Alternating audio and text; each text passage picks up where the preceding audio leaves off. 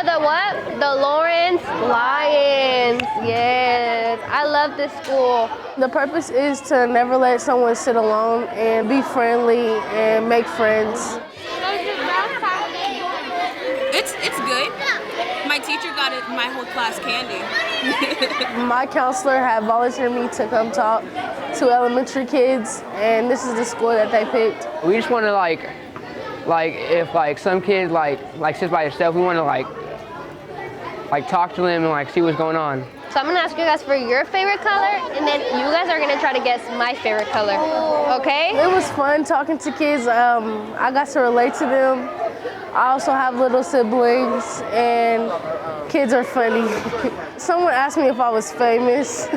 We just wanted to come here and ask like the questions on what they want to do in high school, like what sports they want to do. What do you guys like better? Do you guys like PE, art,